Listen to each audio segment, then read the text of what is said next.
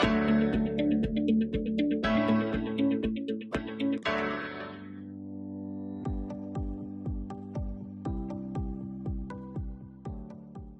Students and welcome to this math session. आज हम पढ़ने वाले हैं कोऑर्डिनेट ज्योमेट्री। तो सबसे पहले हम इसे इंट्रोड्यूस करेंगे, फिर डिस्टेंस फॉर्मूला के बारे में जानेंगे, इस फॉर्मूला को डिराइव करेंगे और साथ में इस पर बेस कुछ क्वेश्चंस करेंगे। तो आपने 9th क्लास में कोऑर्डिनेट ज्योमेट्री के सारे बेसिक्स किए हुए हैं। सबसे पहले आइए रिकॉल करते हैं कि ये होती क्या है। तो इसके लिए एक एग्जांपल लेते हैं। मान लीजिए आप और आपके फ्रेंड्स पार्क में ट्रेजर हंट खेल रहे हैं और आपने एक ट्रेजर पार्क में कहीं छुपा दिया है। अब आप अपने फ्रेंड को एक क्लू देना चाहते हैं कि ये कहां रखा हुआ है। तो आप किस तरह के क्लू दे सकते हैं? मे बी आपका क्लू कुछ ऐसे हो सकता है कि जो ट्रेजर है वो पार्क के सबसे टॉल ट्री के राइट में 6 स्टेप्स पर रखा हुआ है।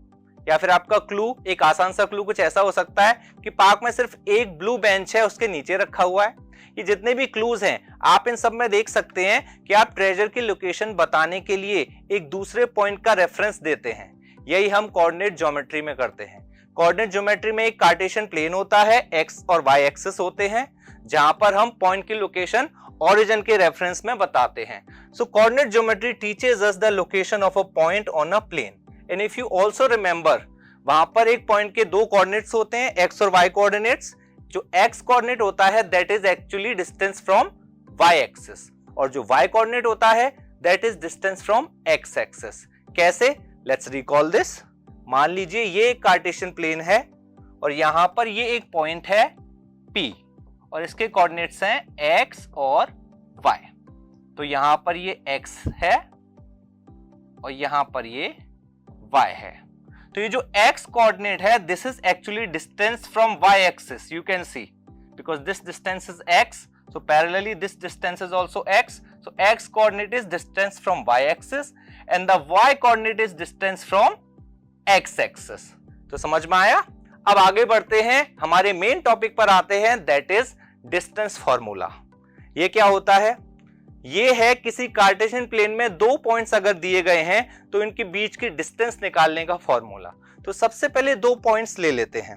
मान लीजिए पहला पॉइंट है P जिसके कोऑर्डिनेट्स हैं x1 y1।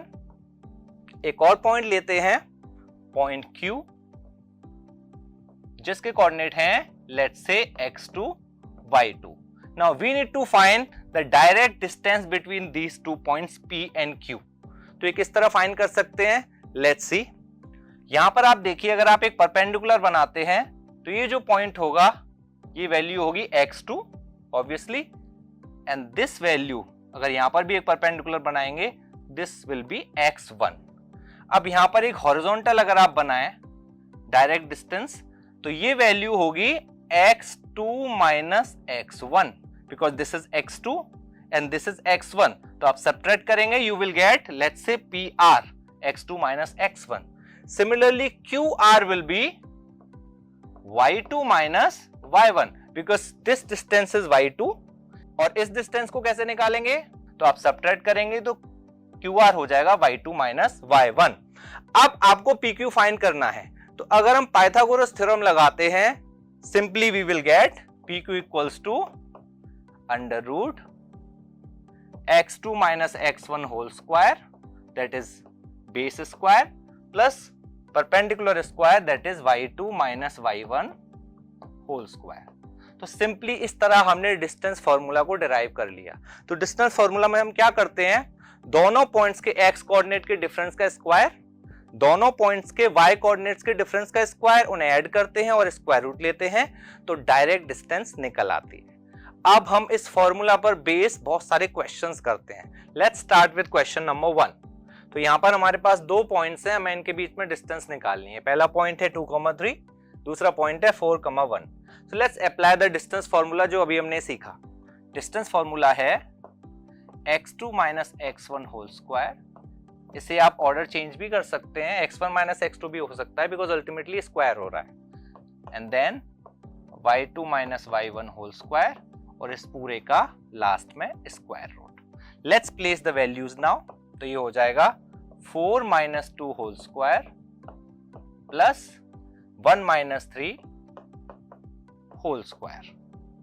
And then last में स्क्वायर रूट। तो अल्टीमेटली ये आएगा 4 + 4 एंड स्क्वायर रूट। हमारे पास आ जाएगा स्क्वायर रूट ऑफ 8, जिसको हम सिंप्लीफाई करके लिख सकते हैं 2√2 यूनिट्स, यहां पर हम लिख देंगे। तो ये डायरेक्ट डिस्टेंस आ गई इन दोनों पॉइंट्स के बीच में। अब एक और एग्जांपल लेते हैं इसी का पार्ट 2। यहां पर भी 2 पॉइंट्स हैं, हमें इनके बीच में डिस्टेंस निकालनी है। तो let's apply the distance formula. So this is going to be -1 - -5, so eventually -1 + 5 whole square, then 3 - 7 whole square, and finally square root। तो ये आ जाएगा 4 square is 16, this is also 16, and then square root of 32, जिसको आप थोड़ा simplify करेंगे तो हो जाएगा 4√2 यूनिट्स। तो आपने देखा किस तरह आसानी से आप 2 पॉइंट्स के बीच में डायरेक्ट डिस्टेंस निकाल सकते हो। अब नेक्स्ट एग्जांपल लेते हैं, देखते हैं इसमें क्या फाइंड करना है। This says find the distance between the point 0, 0 and 36, 15। तो यहाँ पर एक पॉइंट तो ओरिजिन है, कैसे करेंगे? फॉर्मूला वही अप्लाई करेंगे, बट ये थोड़ा सा इजी हो जाएगा बिकॉज 36 - 0 करोगे तो 36 आएगा। So it's simply 36 square + 15 square and then square root. So square of 36 is 1296 and square of 15 is 225. If you add them, you will get how much? 1521, and if you take a square root, you will get 39 units. तो अगर कोई ऐसा word problem वाला question है जहां पर कोई unit दे रखा है सेंटीमीटर, मीटर, तो आप यहां पर वो यूनिट लगाएंगे, otherwise you can simply write units. Let's do another question. In this question, you need to check कि क्या ये तीनों पॉइंट्स कोलिनियर हैं। कोलिनियर का मतलब एक ही लाइन में है। तो कैसे चेक करेंगे? हम इन तीनों पॉइंट्स के बीच के डिस्टेंसेस निकाल लेंगे। 3 डिस्टेंसेस, मान लीजिए ये 3 पॉइंट्स हैं, ये वाला पॉइंट A है, this point is point B and this point is point C। तो हम AB, AC और BC तीनों को अगर फाइंड कर लें और किन्हीं 2 साइड्स का सम थर्ड के इक्वल आ जाए, then we can say the points are collinear, एक ही लाइन में है, अदरवाइज नहीं है। तो तीनों डिस्टेंसेस को एक बार निकालते हैं। सबसे पहले लेट्स फाइंड डिस्टेंस AB। तो कैसे फाइंड करेंगे? 2 - 1 whole square, that is 1 square. हम डायरेक्ट प्लेस करते हैं, इस बार सब्ट्रैक्शन हम माइंड में करेंगे। And then 3 - 5 - 2 whole square. So finally क्या आ जाएगा? 1 + 4 √5। Let's find BC now. तो BC कैसे होगा? -2 - 2 -4 whole square and then -11 - 3. So this is going to be -14 whole square and then square root.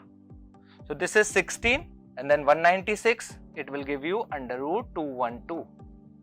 Okay, now let's find AC.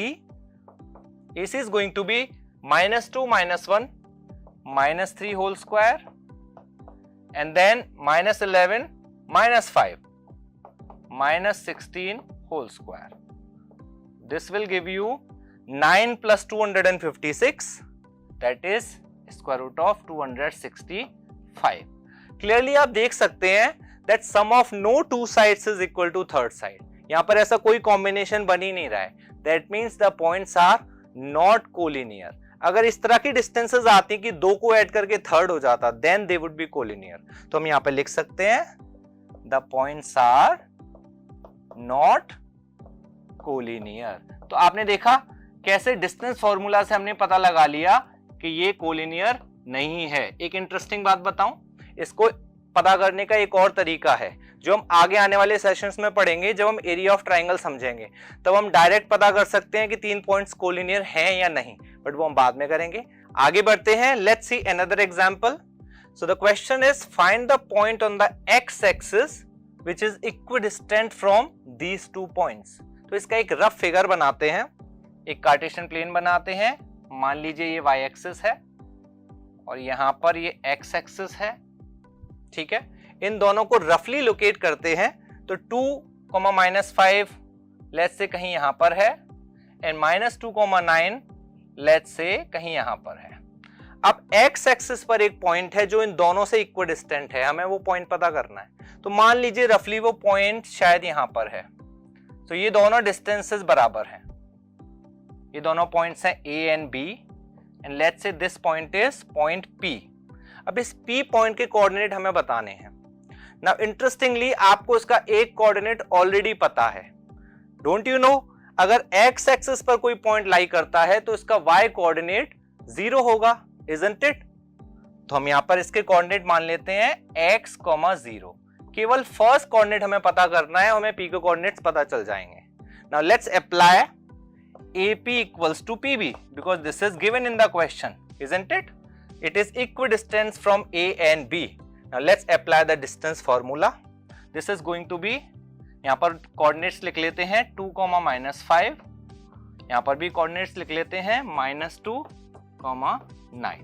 अब दोनों तरफ distance formula apply करते हैं।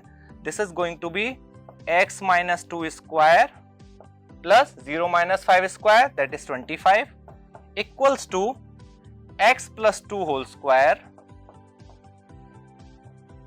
Plus 9 - 0 square is 81.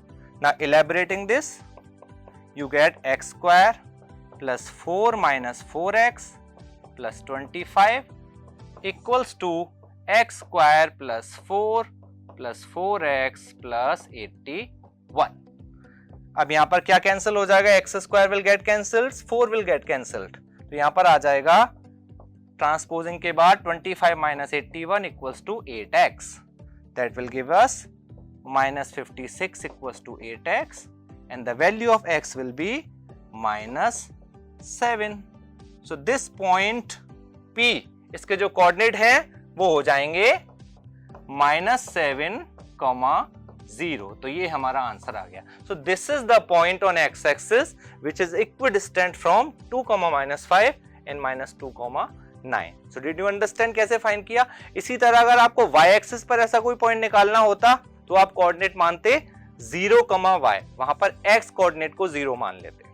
अब हमने इतने सारे क्वेश्चंस किए. Now I give you a task.